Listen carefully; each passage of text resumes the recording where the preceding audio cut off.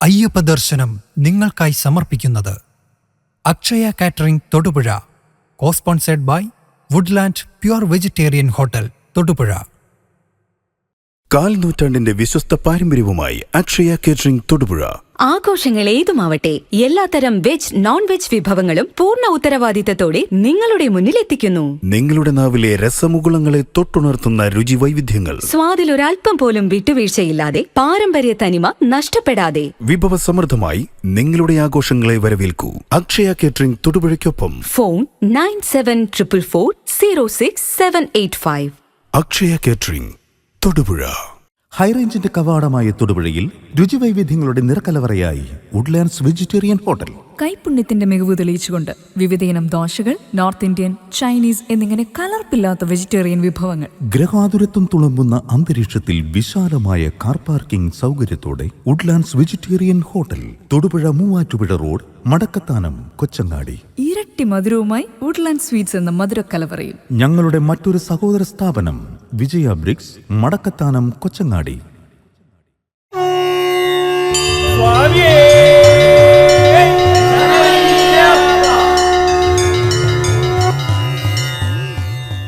സ്വാമിയേ ശരണമയ്യപ്പ, സ്വാമിയേ ശരണമയ്യപ്പ, സ്വാമിയേ ശരണമയ്യപ്പ. കേരളത്തിലെ മുഴുവൻ റോഡുകളും സ്വാമിമാരെ കൊണ്ട് തിങ്ങി നിറഞ്ഞ് ഒറ്റ ലക്ഷ്യത്തിൽ യാത്ര തുടരുകയാണ്, ശബരിമലയിലേക്ക്. തിരുനട തുറന്നിട്ട് 31ാമത് ദിവസമാണ് ഇന്ന്, ധനുമാസം 1. കേവലം 10 ദിവസം കൂടി കഴിയുമ്പോൾ പ്രധാനപ്പെട്ട ഉത്സവങ്ങളിൽ ഒന്നായ 41 അഥവാ മണ്ഡലമാസ സമാപന ദിവസമായി മാറും. ആ 41ലേക്ക് ഉള്ള യാത്രയിലാണ് സ്വാമിമാരിൽ ബഹുഭൂരിപക്ഷവും. അവരുടെ മുമ്പാകെ വളരെ പ്രധാനപ്പെട്ട 2 അറിയിപ്പുകൾ വയ്ക്കുകയാണ്. ഏറ്റവും പ്രധാനപ്പെട്ടത്, എന്നെ ശ്രവിക്കുന്ന സ്വാമിമാർ, കെട്ടുനിറയ്ക്കാൻ തയ്യാറെടുത്തുകൊണ്ടിരിക്കുന്നവർ, 41 പോകാൻ തയ്യാറെടുത്തുകൊണ്ടിരിക്കുന്ന ലക്ഷങ്ങൾ, തീരുമാനമെടുക്കേണ്ടത് 2 കാര്യത്തിൽ. 1, യാതൊരു കാരണവശാലും 1 മില്ലിഗ്രാം പ്ലാസ്റ്റിക് പോലും തങ്ങളുടെ ഇരുമുടിയിൽ ഉണ്ടായിരിക്കില്ല എന്ന് തീരുമാനിക്കുക. അതിന് നിങ്ങൾ കൊണ്ടുപോകാൻ തയ്യാറെടുക്കുന്ന സാധനങ്ങളിൽ തേനും അതേപോലെ തന്നെ പനിനീരും, നിങ്ങൾ കടകളിൽ നിന്ന് വാങ്ങിക്കുന്ന സാധനങ്ങളിൽ ഈ 2 കൂട്ടവും ഉണ്ടാവും. ആ 2 കൂട്ടവും ഭഗവാന് വേണ്ടി തന്നെ നിങ്ങൾക്ക് കെട്ടുനിറയ്ക്കുന്നത് എവിടെയോ അവിടെ വച്ച് തന്നെ ഡിസ്പോസ് ചെയ്യാൻ സാധിക്കും. പനിനീര് കളഭം കലക്കുന്നതിന് ഉപയോഗിക്കുക.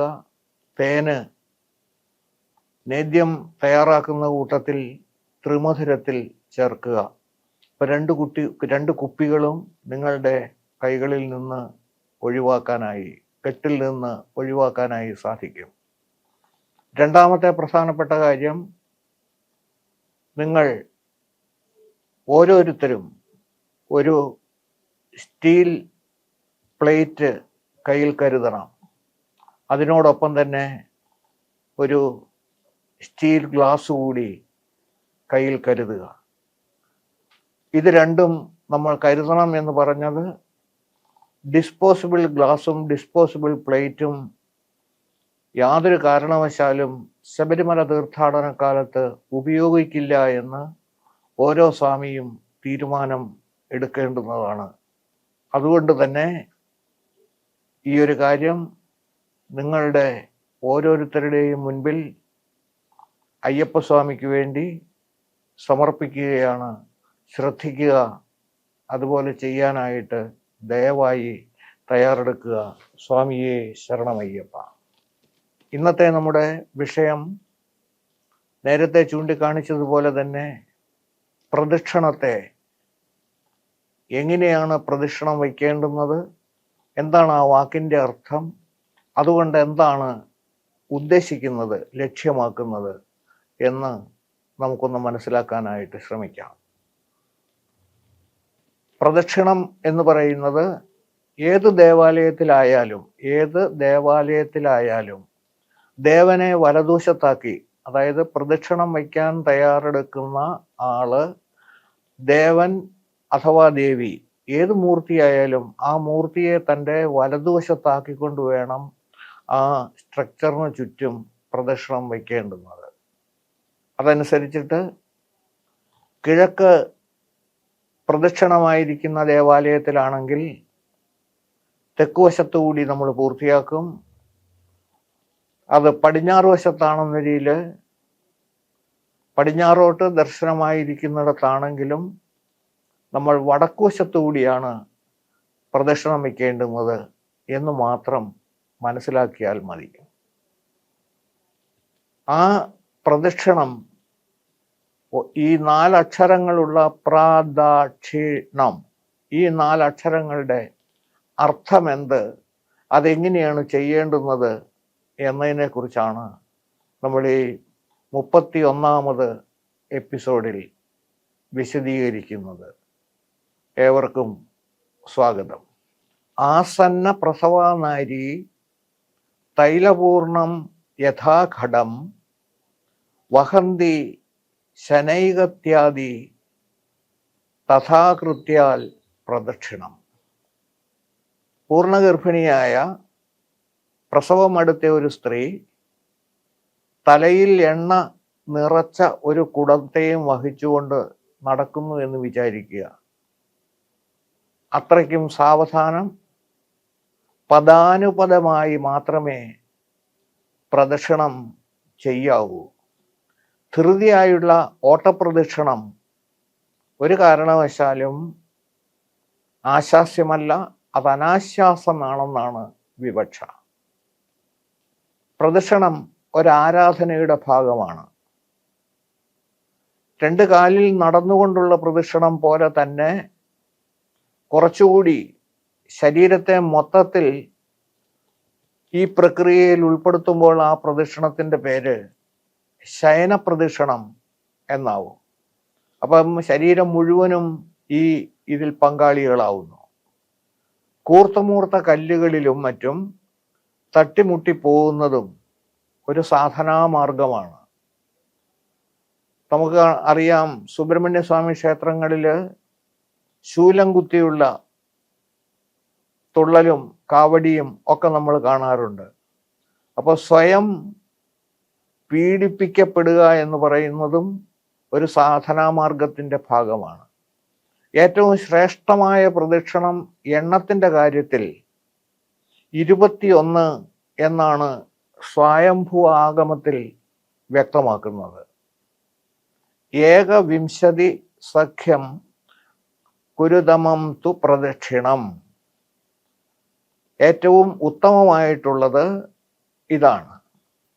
ക്ഷേത്രത്തിലെ മൂർത്തി ഭേദമനുസരിച്ചിട്ട് ദേവിയാവാം, സുബ്രഹ്മണ്യനാവാം, ശിവനാകാം, വിഷ്ണുവാകാം, ആരുമാവട്ടെ, പ്രദക്ഷിണത്തിൻ്റെ കാര്യത്തിലും വ്യത്യാസമുണ്ട്. അത് താഴെ കാണുന്ന വിധത്തിൽ നമുക്ക് ബോധ്യപ്പെടാം. ഏകം വിനായകയെ കുര്യാൽ ദ്വേ സൂര്യേ ത്രീണി ശങ്കരേ ചത്വാരി ദേവി വിഷ്ണോശ്ച സപ്താശ്വത്ഥേ പ്രദക്ഷിണം. അശ്വത്ഥത്തിന് 7 പ്രദക്ഷിണവും വിഷ്ണുവിനും ദേവിക്കും 4 പ്രദക്ഷിണവും ശങ്കരന് 3 പ്രദക്ഷിണവും സൂര്യന് 2 പ്രദക്ഷിണവും വിനായകന് 1 പ്രദക്ഷിണവും മതി എന്നാണ്. പക്ഷേ ഇങ്ങനെയൊക്കെ ആണെങ്കിലും സാധാരണ രീതിയിൽ എല്ലാവർക്കും 3 പ്രദക്ഷിണം എന്ന ഒരു പൊതു സ്വഭാവവും നാം പുലർത്താറുണ്ട്. ഈ കണക്കനുസരിച്ചിട്ട് നമ്മൾ നോക്കുമ്പോൾ ഒന്നുകൂടി ഓർമ്മിക്കുക, ഗണപതിക്ക് 1, സൂര്യന് 2, ശങ്കരന് 3, ദേവിക്കും വിഷ്ണുവിനും 4, ആലിന് 7. ഇങ്ങനെ കൃത്യമായി ഇതിനെക്കുറിച്ച് പറയുന്നുണ്ടെങ്കിലും ഇതനുസരിച്ചിട്ട് ഹരിഹരപുത്രനായ സാക്ഷാൽ അയ്യപ്പസ്വാമിക്ക് ശ്രീ ധർമ്മശാസ്താവിന് എത്ര പ്രദക്ഷിണം എന്ന് ചോദിച്ചാൽ വിഷ്ണുവിന് 4 ശങ്കരന് 3 പ്രദക്ഷിണങ്ങൾ വീതമുള്ളതുകൊണ്ട് ഹരിഹരപുത്രന് 7 പ്രദക്ഷിണം എന്ന് പറയുന്നതിലും തെറ്റില്ല. ഈ 7 പ്രദക്ഷിണങ്ങൾ സങ്കല്പത്തിൽ വരുന്ന മാറ്റം ശബരിമലയ്ക്ക് തുല്യം ശബരിമലയ്ക്ക് പ്രദക്ഷിണം വയ്ക്കുന്നു എന്ന സങ്കല്പത്തിൽ നമ്മുടെ ക്ഷേത്രത്തില് ഗ്രാമപ്രദേശങ്ങളിലുള്ള ക്ഷേത്രങ്ങളിൽ 7 പ്രദക്ഷിണം ആകാം.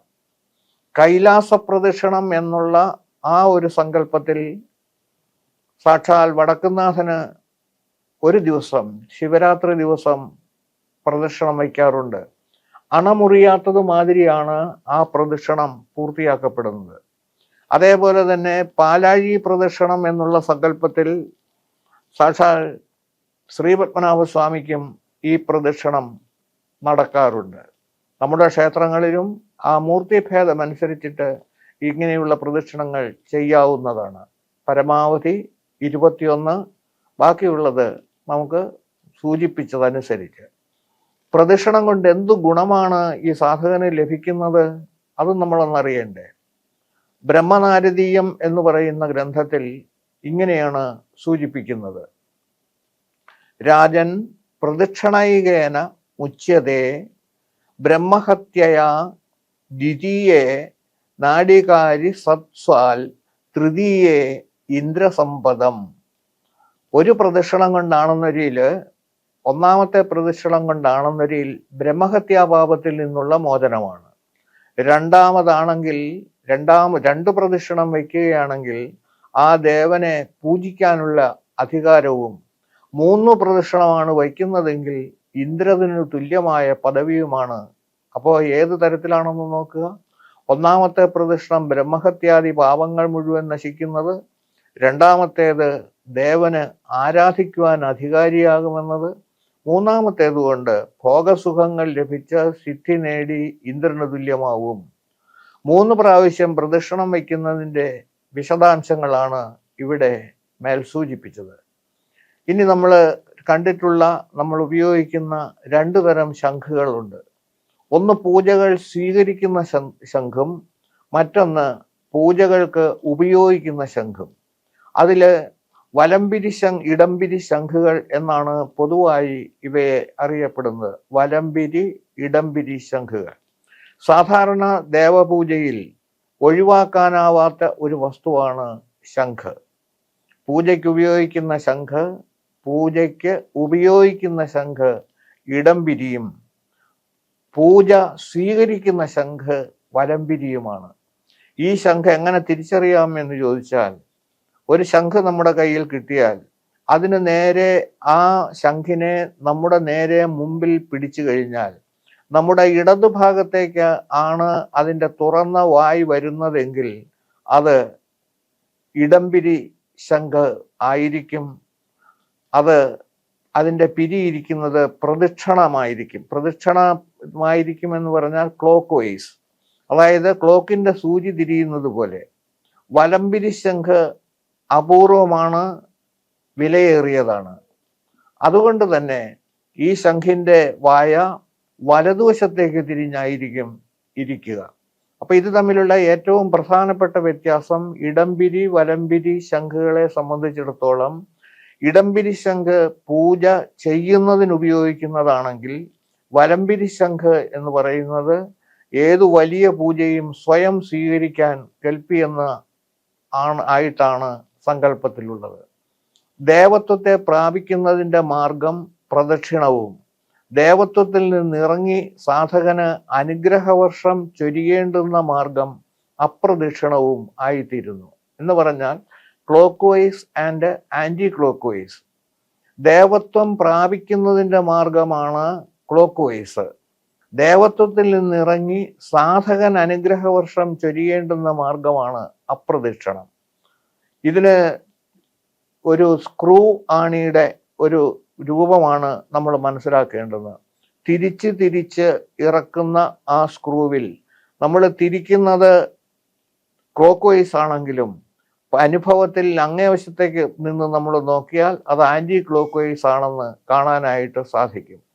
ഒന്ന് ദേവത്വത്തിൽ നിന്ന് ഇറങ്ങി വരികയാണ്, മറ്റൊന്ന് ദേവത്വത്തിലേക്ക് ഉയരുകയാണ് എന്ന് മനസ്സിലാക്കുക. കിഴക്കോട്ട് ദർശനമായിട്ടായാലും പടിഞ്ഞാറ് ദർശനമായിട്ടായാലും ശിവക്ഷേത്രത്തിൻ്റെ ഓവ് ഒരു വശത്തേക്ക്, ഓവ് എന്നുദ്ദേശിക്കുന്നത് അഭിഷേക ജല നിർഗമന മാർഗമാണ്, അത് വടക്കോട്ട് തന്നെയായിരിക്കണം. അത് കിഴക്കോട്ട് പടിഞ്ഞാട്ട് എന്നുള്ള ശിവക്ഷേത്രങ്ങൾ രണ്ട് വിധത്തിലാണ് പ്രതീക്ഷിക്കാറുള്ളത്. ഒന്ന് കിഴക്കോട്ട് ദർശനമായിട്ടായിരിക്കും, മറ്റൊന്ന് പടിഞ്ഞാറോട്ട് ദർശനമായിട്ടായിരിക്കും.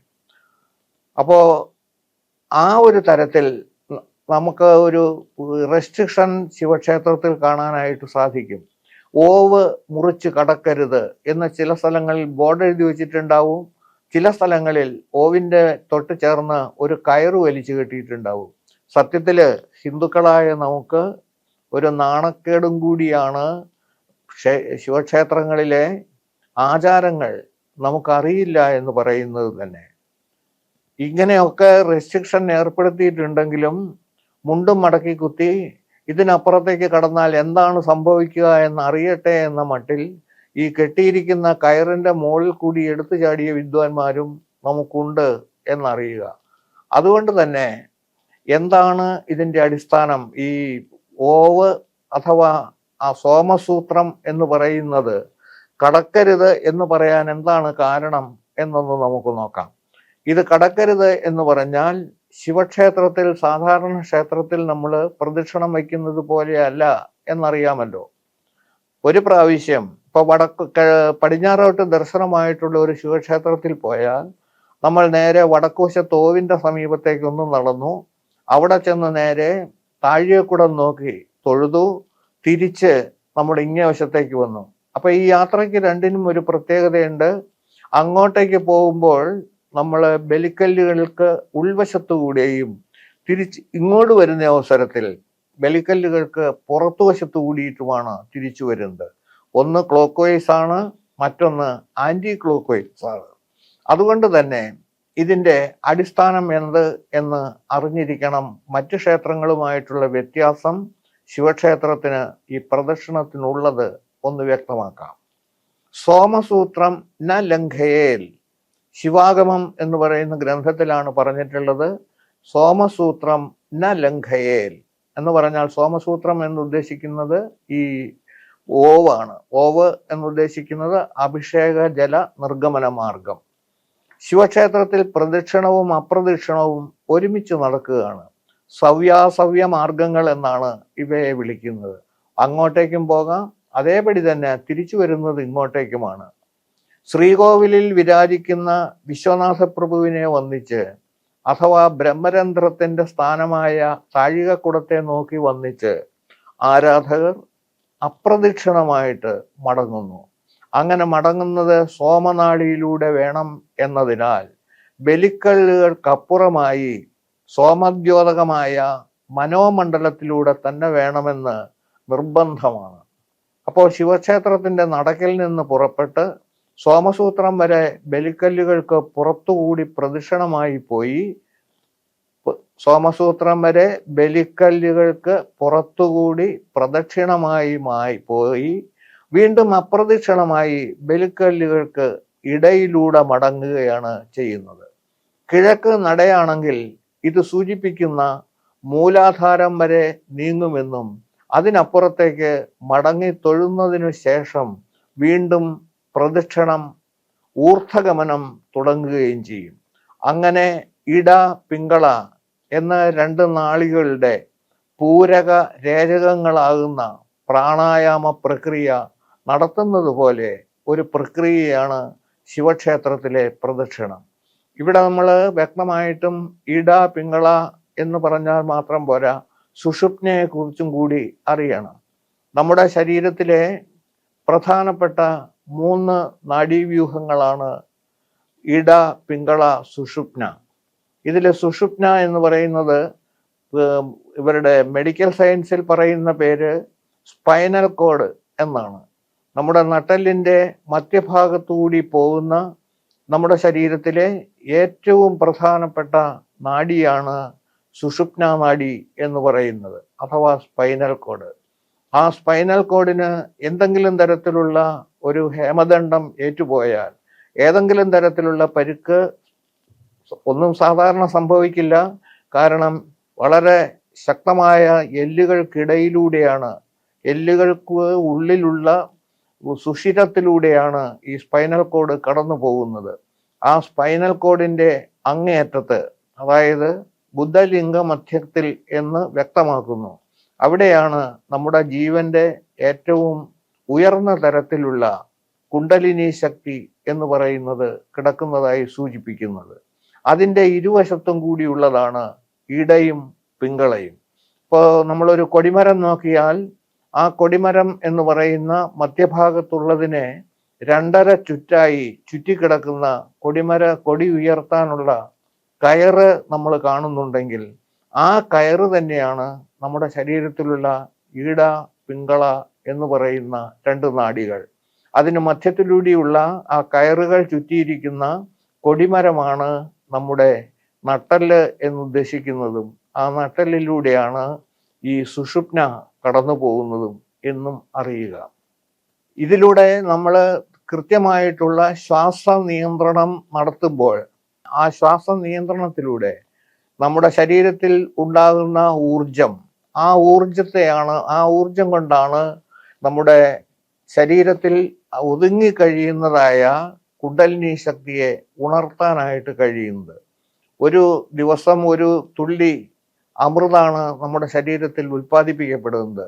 ആ അമൃത് ഭക്ഷിച്ച് അതേപോലെ തന്നെ തലകീഴായി കിടക്കുന്ന ആ ഒരു രൂപത്തിലുള്ളതാണ് 2.5 ചുറ്റായി കിടക്കുന്ന അങ്കുഷ്ടമാത്ര തുല്യം, അങ്കുഷ്ടത്തിന്റെ വലിപ്പം അല്ലെങ്കിൽ അതിൻ്റെ നീളം മാത്രമുള്ള ഈ ഈട പിങ്കള സുഷുപ്ന നാഡികളുടെ മൂലസ്ഥാനമായിട്ടുള്ള നട്ടെല്ലിൻ്റെ ഏറ്റവും അഗ്രഭാഗത്ത് സുഖസുഷുപ്തിയിൽ ആണ്ടുകിടക്കുന്ന ആ ശക്തിവിശേഷത്തെ, കുണ്ടലിനി ശക്തിയെ ഉണർത്തുക എന്നുള്ളതാണ് ഏറ്റവും പ്രധാനപ്പെട്ട ജീവിത ലക്ഷ്യം.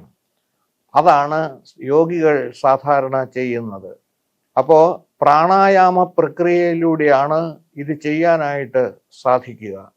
ഇപ്പൊ ഈ പ്രാണായാമ പ്രക്രിയ വ്യക്തിപരമായി ചെയ്യുന്നതിന് തത്തുല്യമായിട്ടുള്ളതാണ് ശിവക്ഷേത്രത്തിലെ പ്രദക്ഷിണം എന്ന് മനസ്സിലാക്കുക. ഏറ്റവും ഉയർന്ന തരത്തിലുള്ള യോഗ മാർഗത്തെയാണ് ഇത് സൂചിപ്പിക്കുന്നത്. ഇതിൻ്റെ കുംഭകാവസ്ഥയാണ് സോമസൂത്രത്തിനപ്പുറത്തും ഇപ്പുറത്തും നിന്ന് അന്തര്യാമിയായിട്ടുള്ള പരമാത്മ ചൈതന്യത്തെ വന്ദിക്കുന്ന ആ രംഗം. പ്രദക്ഷിണം എന്ന വാക്കിന്റെ അന്വയം മനസ്സിലാക്കേണ്ടതാണ്. അംശുമതി ആഗമത്തിൽ ഇപ്രകാരമാണ് അതിനെക്കുറിച്ച് പറയുന്നത്.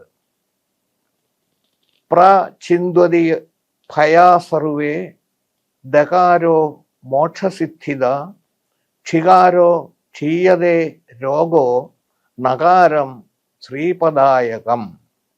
പ്രദക്ഷിണം എന്ന പ്രദക്ഷിണാർണ സംയോഗ പ്രദക്ഷിണ ഇതി സമൃതം.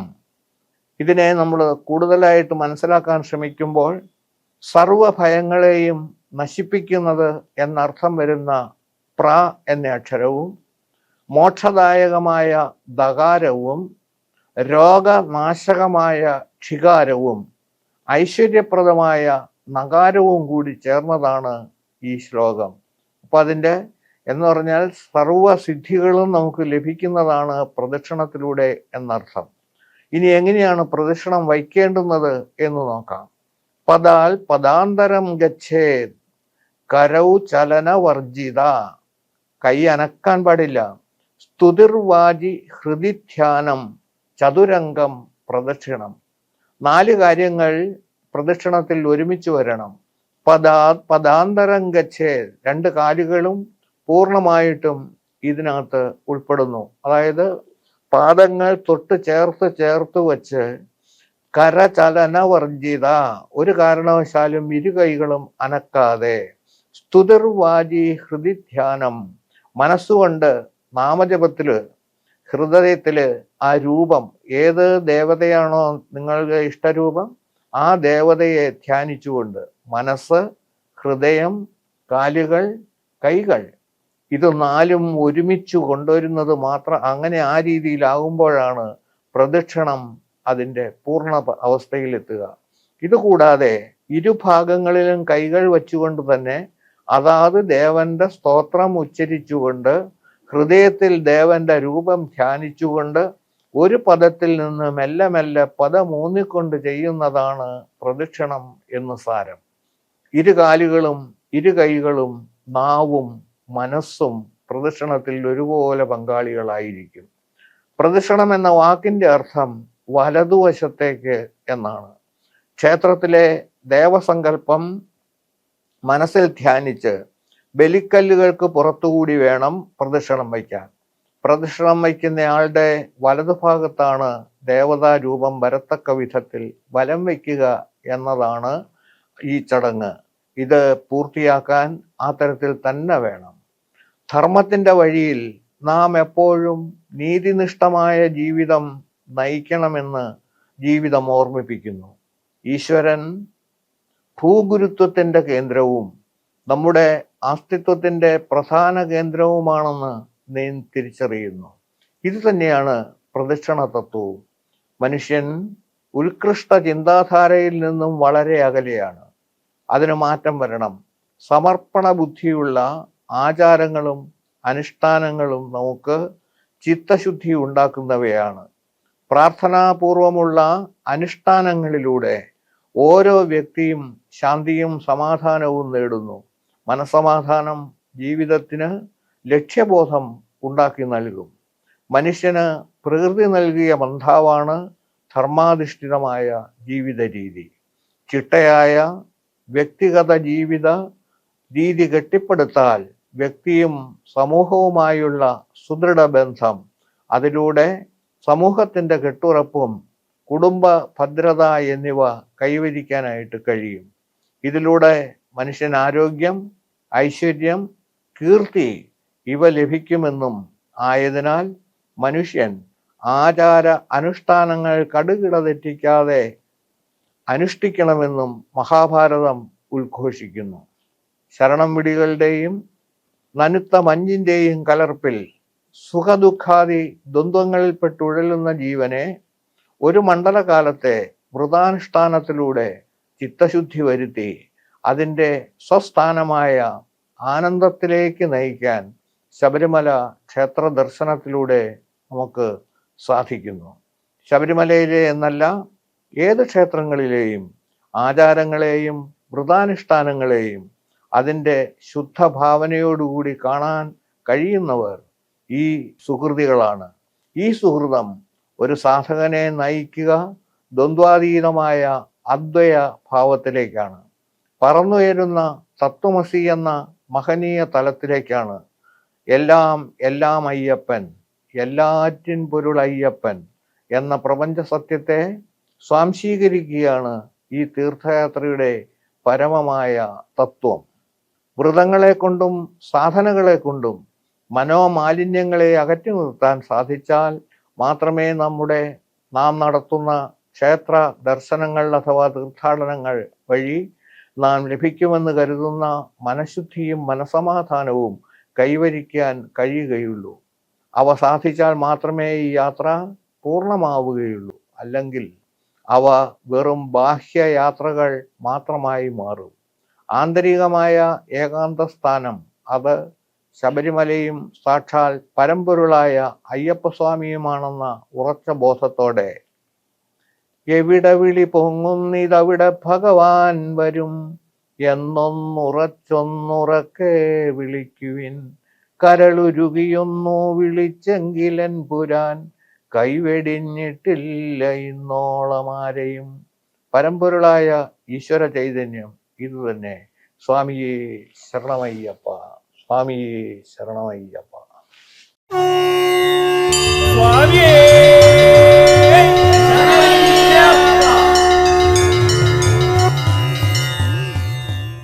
അയ്യപ്പ ദർശനം നിങ്ങൾക്കായി സമർപ്പിച്ചത് Akshaya catering Thodupuzha, cosponsored by Woodland pure vegetarian hotel Thodupuzha.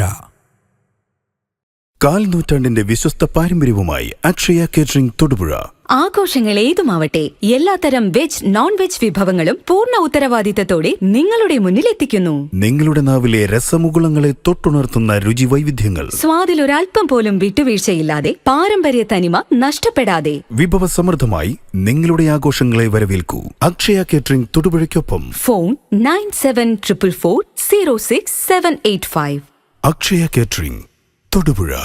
ഹൈറേഞ്ചിന്റെ കവാടമായ തൊടുപുഴയിൽ രുചിവൈവിധ്യങ്ങളുടെ നിറക്കലവറയായി വുഡ്ലാൻഡ്സ് വെജിറ്റേറിയൻ ഹോട്ടൽ. കൈപുണ്യത്തിന്റെ മികവ് തെളിയിച്ചുകൊണ്ട് വിവിധയിനം ദോശകൾ, നോർത്ത് ഇന്ത്യൻ, ചൈനീസ് എന്നിങ്ങനെ കലർപ്പില്ലാത്ത വെജിറ്റേറിയൻ വിഭവങ്ങൾ. ഗ്രഹാതുരത്വം തുളുമ്പുന്ന അന്തരീക്ഷത്തിൽ വിശാലമായ കാർ പാർക്കിംഗ് സൗകര്യത്തോടെ Woodlands vegetarian hotel. Thodupuzha Muvattupuzha road, Madakkathanam, Kochangadi. ഇരട്ടി മധുരവുമായി വുഡ്ലാൻഡ് സ്വീറ്റ്സ് എന്ന മധുരക്കലവറയും. ഞങ്ങളുടെ മറ്റൊരു സഹോദര സ്ഥാപനം വിജയ ബ്രിക്സ്, മടക്കത്താനം, കൊച്ചങ്ങാടി.